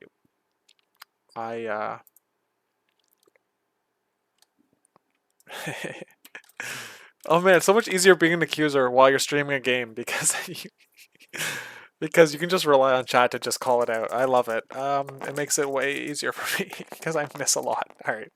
Okay. So we've got an attack with Black Bolt's. I'm imagining Black Bolt here because Marvel didn't transform, and that's what you would have done if you activated her. So it makes sense though, right? He's hitting so hard he can probably get Luke Cage out of there. No, now it's max 1. Yeah, exactly. Yeah, Krunstall, yeah, the hammer rule here, I'll pop up the hammer right here because you can see it. It just says at the bottom, man must pay 1 power. If you're holding 1 or more Celestial Hammers, you must pay 1 power before playing a tactic card. Yeah, so it's changed. Gamma has changed as well in the update, where you score them as 1, 1, 2. 2 being the furthest point from your deployment instead of 1, 2. 1, 2, 3. You're playing that wrong. Well, man, read your cards. I don't know what to say. Read your cards. The yeah. Oh man, that's something that like okay, I'm guilty of not doing that. Recently, I mean, in the last whatever 4 months or so. When did I play? When was season 10? Basically, like after season 10, I've moved on. When I cared a lot about winning, I mean, it's funny I say that because I still care a lot about it. When I was at the peak of caring about winning, I would read my cards. Every single card I would read it before games that mattered to me a lot. Even if they're cards I'd read before, and even if I felt like it when I would do it, it would be annoying. But by reading them out loud to myself, it's just like that little bit of extra. I don't know. It helped me mentally prepare. Basically, when I was trying to beat players who I perceived to be better than me, what is this read you speak of?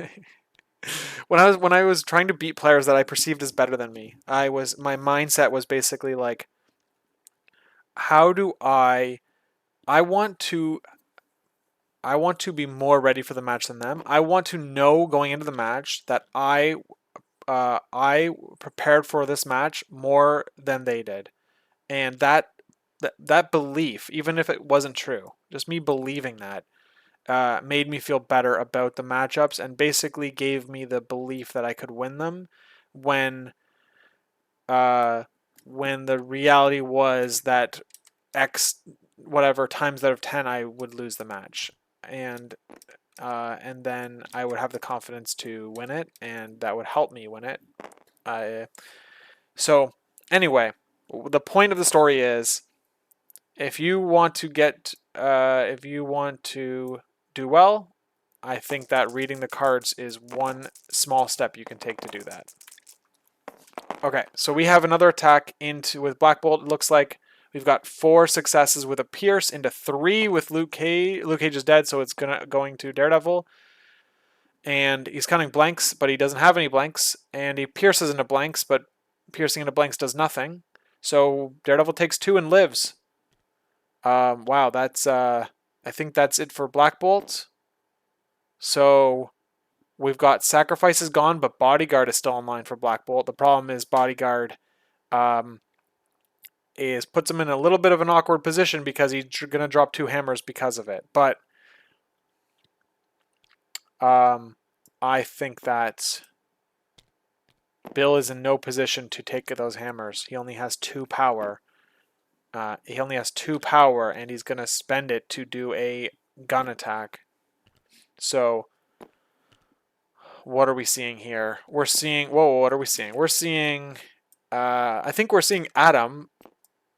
Are we seeing Adam believe he's got that retaliatory ability on Daredevil, which he doesn't have on his injured side? Or are we seeing a move displacement into Daredevil? Like move... We're seeing... Oh, man. Like, he's got a... Oh, man, hold on. What are we seeing here?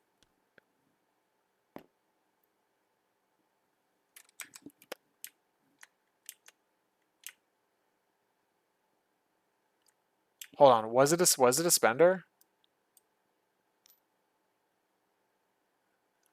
Oh wow, okay, it must have been a spender. Why else is he throwing him? Unless that was a Marvel attack? I was distracted and now I'm completely lost. Oh man, I have never said that before. But okay. Yeah, so no, it was a Black Bolt spender because we're getting the place on off the attack yet. So it looks like he survived it. I mean, that's probably why Daredevil rolled extra dice. So there we go. It's all connecting now. He rolled a 7 dice attack. There was no pierce, and he got to throw him and then place. So it's protecting. Okay, so I didn't like that much. I'm not sure if I like that because Black Bolt now cannot defend Marvel. However, okay, yeah, Black Bolt can't defend Marvel, and so now Luke is heavily incentivized from to attack Marvel here, like to just like move up and attack her with a 5 dice attack potentially, or and try to get her, or you could even shoot your gun at her, summon the storm. There's no escape, Luke. You have to just do it.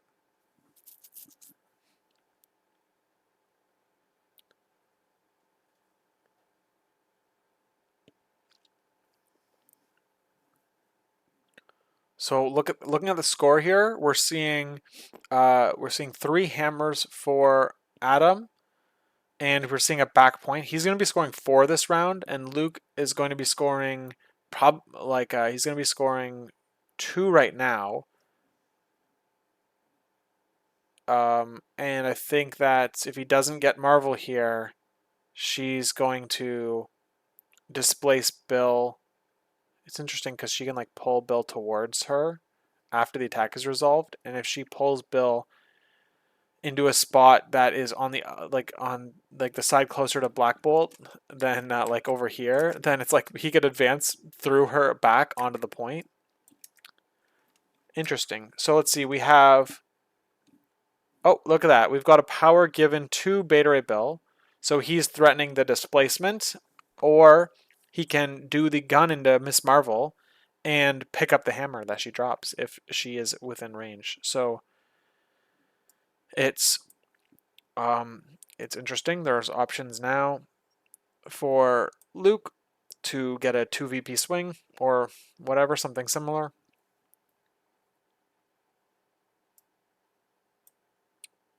You just go with Miss Marvel and you smash. You smash Daredevil.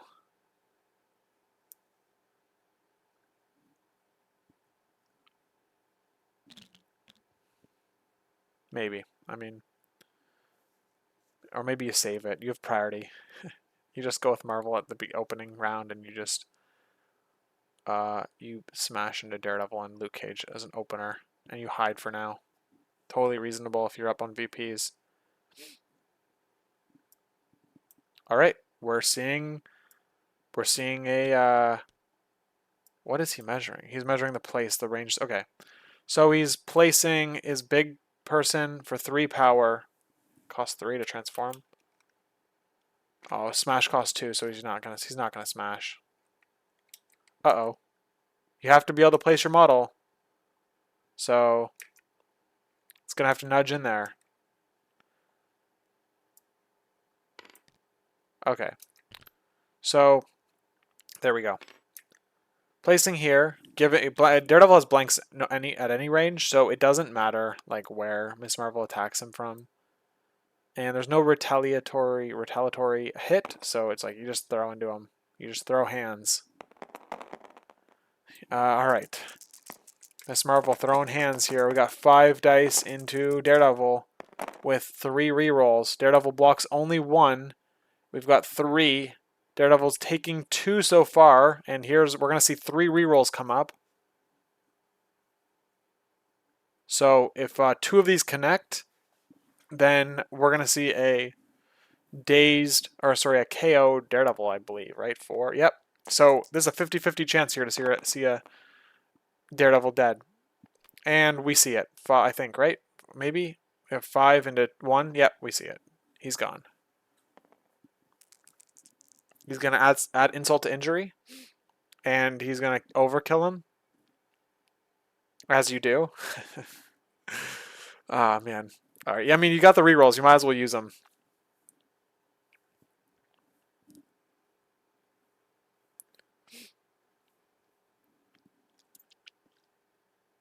Look at that. Your weakest character taking out one of Luke's toughest characters. Or I guess, I mean, he's got a lot of tough characters, actually. But there you go. Oh, he shed the hammer, too, yeah.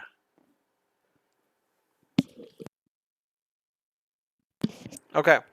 Well,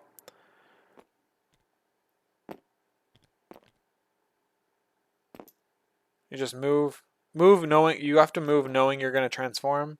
So that's why he's putting him at the front here, because he's going to transform her behind the dumpster to give her cover. Totally. Yep, that's right.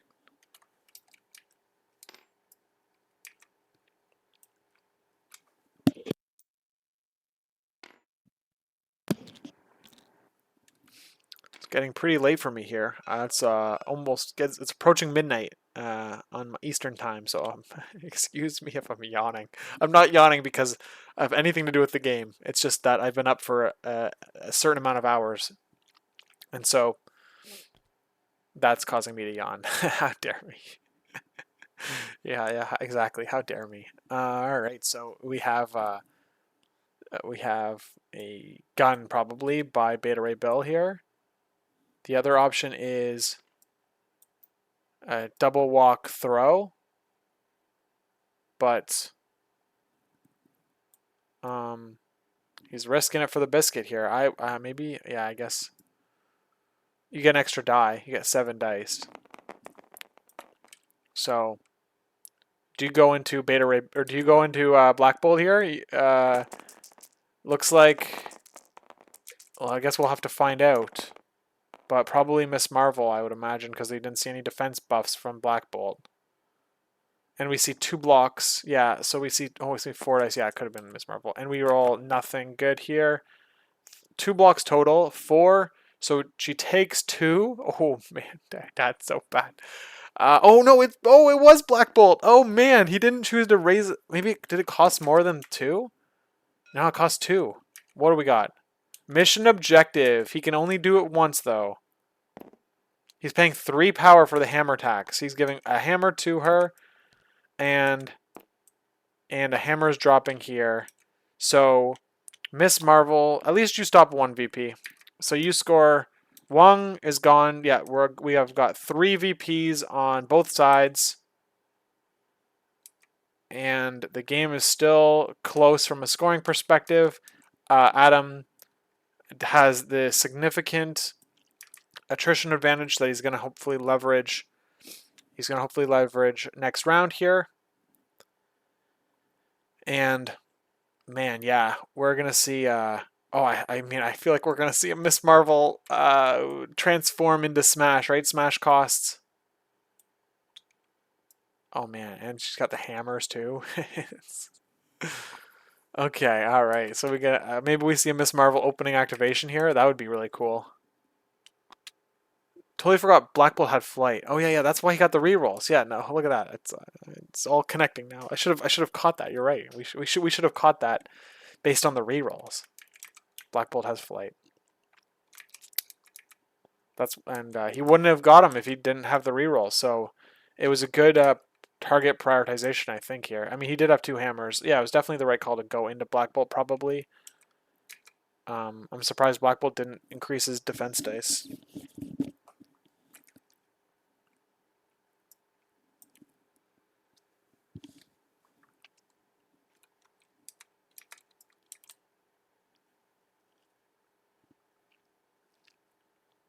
All right. I'd love to see a Miss Marvel activation.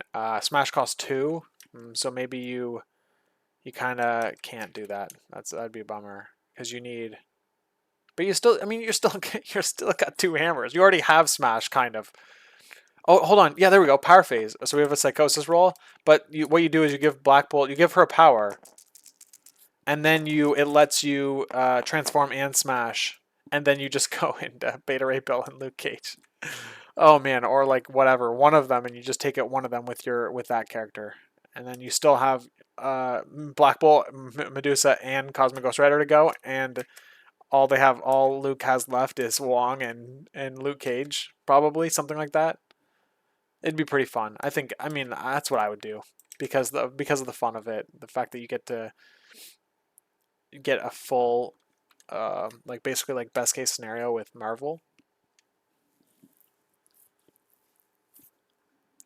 Oh, there we go. Crunstall, good call. So if he boosted his dice, he wouldn't have been able to mission objective. So yeah, nice one. It's exactly right. He had that plan the whole time. And because yeah, there we go. I was just gonna say, because he was setting up the Miss Marvel round, next round, clapback, and here it is. Yes, he's eyeing up Smash. He's paid. Oh, hold on. He's refunded the power. I can't get too excited. What a bummer. That would have been so sweet. Do it. Come on, play it. Go with Miss Marvel. Yes, yes. Here we go. He's just figuring. I think he was mapping it all out in his mind. He hovered his mouse on Smash, so it's like he's thinking about it. Yeah, she can go there because yeah, you're gonna have to grab your big girl here. She's ready to clap. What does she do? What is her attack called? High five. Yeah, high five right to the face. All right, give a power to her. Give a power to with Black Bolt. Oh, okay. He's picking up the hammer, which is less fun, but I get it. I understand. All right, so she's rolling 8 dice.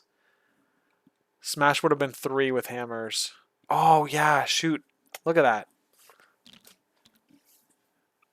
Totally right. I'm... oh, man. I should read my cards, probably, right? Man, that'd be a good idea to read cards before I... okay, so we got attack probably into Bill, I would imagine. I guess we can't tell. The 4 dice. Okay. So we've got 4 into nothing. Oh no, Luke is... Oh man, his characters are just not doing the things that he probably wants them to do, and we're gonna see pain.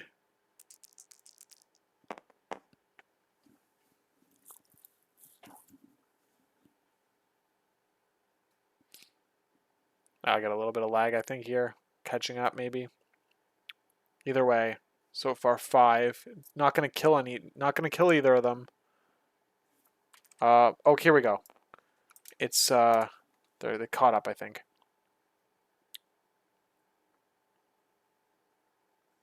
It's catching up.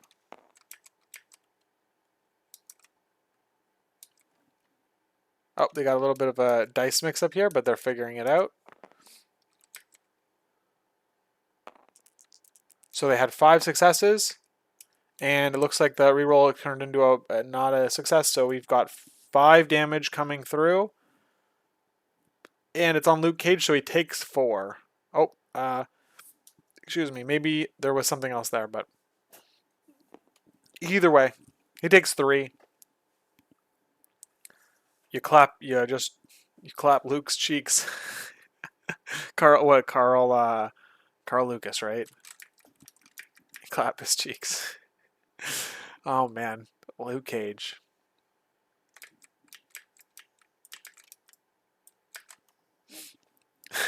He's going down. He is yeah, I mean, you take a model off the board if you have the opportunity to. And Bill doesn't have, like, he can't go, he's not going to do anything too insane, probably. Not nearly as insane as what Ghost Rider is going to do to him. So you've got, yeah, you just go with Luke Cage. You just go into Luke Cage here, take him off the board.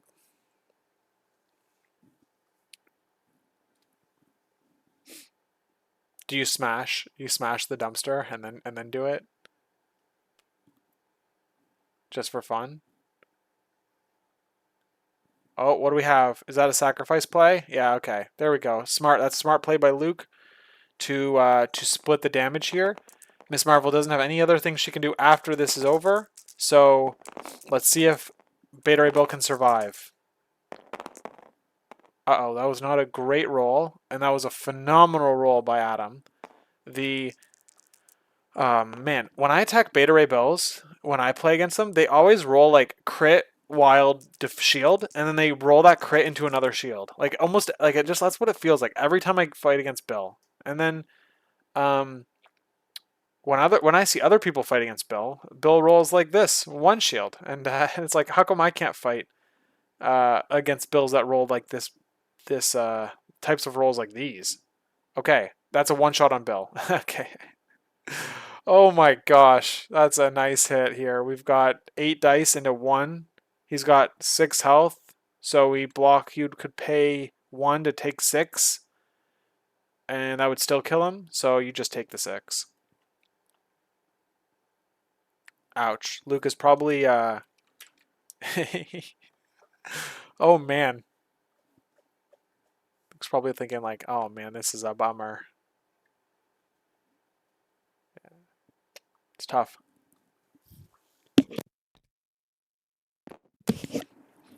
All right, so we're going to see a hammer pickup, I would imagine. We've got Bill dropping the hammer.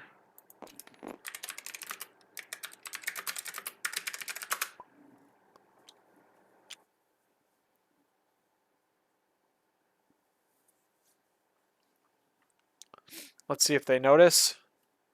They're not. They're Miss Marvel, Queen of Hammers, as would yeah, as was planned from the start. Yeah, exactly.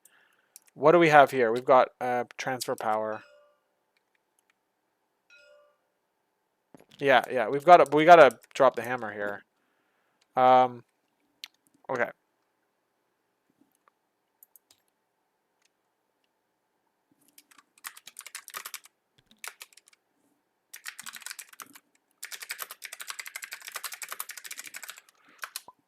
If anyone's listening in the chat, if you have your game volume on, you'll hear a little click.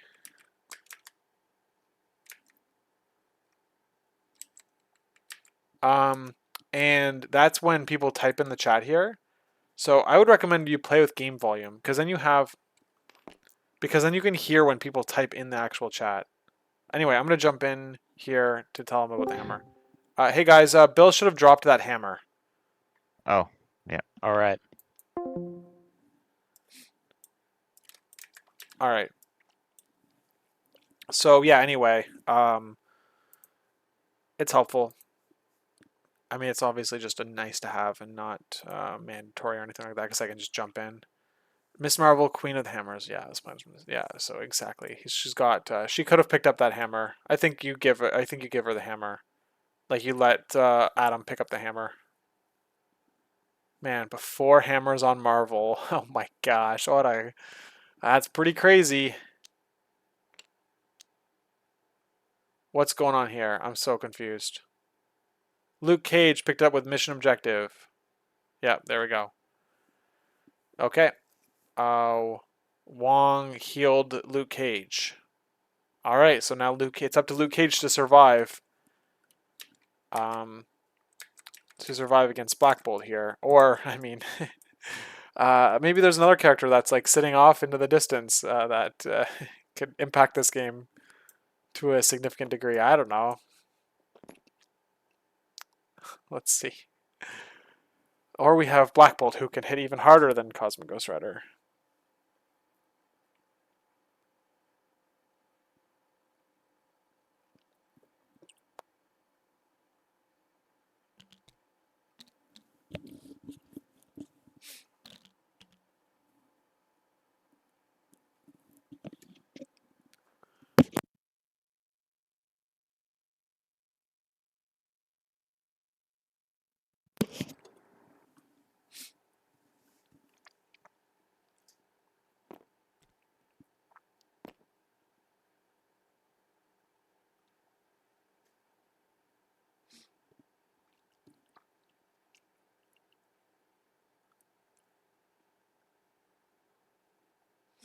I'd be measuring what a pull on Luke Cage does to the rest of his team, because if it could like maybe prevent Luke from doing more than one attack, which it probably would, then it's worth considering you going with Ghost Rider first.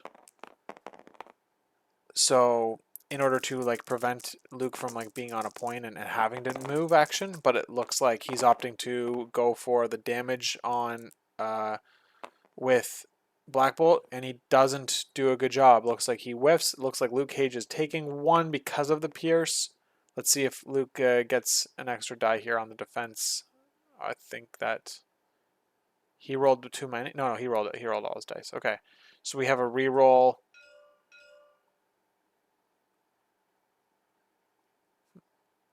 I wonder what he's doing here. Does he have the range? I don't think he has the range to do anything with that power he just got. Did he already give a power to Miss Marvel? He okay, he took a power from Miss Marvel, gave it to Black Bolt, I think. Oh, hold on, he's spending. He spent for... Is he range 3? What is he rolling here? He's rolling 10 dice. How is he rolling 10? Oh, because he's whispering, duh. So he's rolling a whisper into Luke Cage.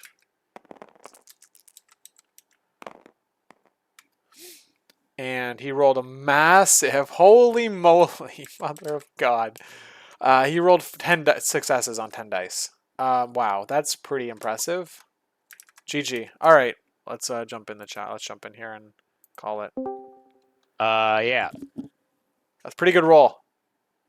Couple good rolls on a few of those. Yeah. Yeah, man, that was. I mean, you even though I mean, obviously the attrition was going your way, Adam.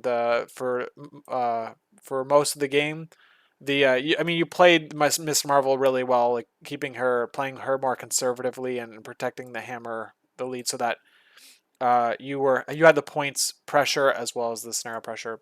So nice work, and congrats on making a top cut. Yeah, thank you. Luke, what were your thoughts going into? Did you expect to see CGR once the crisis pulled up? And Absolutely. yeah, I mean, I I thought so as well. Yeah, at 18.2 is definitely bringing them. I've seen some advice like dealing with CGR, just try and activate him, try and stagger him. So I thought Ulik would be a good call there, but he just died so fast. Yeah, I think that a more conservative opening might have helped. I don't know what Adam would have done differently based on that, so it's hard to go down that like butterfly No. effect situation. But um, Uh, yeah, yeah. My worst move, I think, was just leaving Ulik over here, yeah, I think that's and I agree. I I'd should have agree. moved down instead of attacking again, because it just didn't do anything to my advantage there. So I should have just moved back Yeah. to fight another day. I think that on the opening too, Luke Cage and Ulik were both on the point where I don't know if being that far ahead, like on top of your gamma, like where Wong is now, right? You had Luke Cage and Mm, you had Ulik there. Like I don't know mm, what the measurements are or if both could have fit on the building, but um, I think that because you had last activation and you had already dealt with the hammers on the flanks, your last activation was almost certainly going to be putting a character on the back gamma if there wasn't one. You could have mm. maybe opted to keep them back a little further. But I mean, of course, like what does Adam do in that situation? Like who knows? Like I'm not saying I don't know if that's even the right play, but um, I was nervous for your characters when you put them on the top of your home gamma. Oh, okay. Yeah, Yeah, so next time try is it just because I'm dealing with CGR? That's the main reason. yeah, yeah, Yeah. Yeah, yeah. just to stay back a little bit. The Yeah, I problem hear you. with Inhumans though is that like he's probably gonna get 5 power at the beginning, so he's gonna two tap your character. Hmm. And maybe he chooses to go into a character on a building, which gives you cover. So I know Luke Cage did survive. Like ultimately, I think you got lucky with Adam rolling below average on his Ghost Rider on round one. Yeah, the round one was the only round that Ghost Rider rolled below average. Yeah, yeah, I know. But he could have basically taken much less damage Hmm. if he was attacking into Luke Cage in cover or something. But of course, I mean, he still had plenty of targets, right? Bill was sitting out of cover with no damage reduction on him. Like he could have just pivoted towards Bill in that case, maybe. But yeah, I think Bill isn't Bill is one of Cosmic Ghost Rider's least favorite targets. well, I mean, okay, so anyone who can't be incinerated. yeah, that's totally fair. Yeah. But I mean, like, it's still juicy to go into Beta Ray Bill when he has zero power a lot of times, Yeah. right? Because you're all Yep. that. Um, yeah. So anyway, I think you burned Luke. I think you burned Heroes for Hire earlier than you probably wanted to. Um, and it would just obviously would have saved Ulik in that it probably would have saved Ulik in the case where he got KO'd in that situation. Yeah, But I yeah, don't think I can remove sacrifice from play, but I don't think I can remove Heroes for Hire. yeah. And we were, I mean, in the chat, we were hoping to see a Devil's Deliverance against three characters, but it was it wasn't meant to be. Adam, did you move Ghost Rider out of range on purpose to avoid Devil's Deliverance, or Well, technically that was to get him out of the sacrifice, right? but yes, I am very aware. One of my friends played a lot of Daredevil Defenders before they got buffed, so I am very aware of the threat of Devil's Deliverance. So, Nice.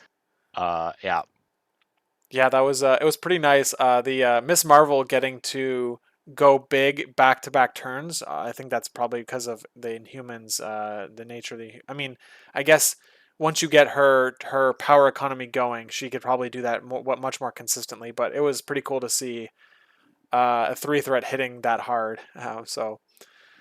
yeah, yeah. Yeah, With Ms. Marvel, it's always thinking like, is she at 3 power? Will she be at 3 power? yeah, for sure. Yeah, Yeah. So anyway, guys, thanks very much for letting me stream the game, and Yeah, no worries. congrats Adam for making cut, and congrats Luke for going 4-2. That's I mean, a lot of players don't break parity, and so even breaking parity here in the Swiss league means you're just like one, I guess, like one win away next season. Yeah, absolutely. Gotta aim for the 5-1 next season Yeah, man. for So sure. thanks Three guys for three letting me three three stream. Yeah, four two. you were last. It's an So improvement. yeah, exactly. So the last two seasons you played, you went 3-3, and this season 4-1. So yeah, yeah, 5-1. So my expectations for next season, Luke, I'm gonna hold you accountable to making cut. All right. No, but Oh man, yeah. Thank you for the letting me pressure. stream this game, guys, and I'll catch you next time. All right, thanks, Lucas. yeah. Thank you.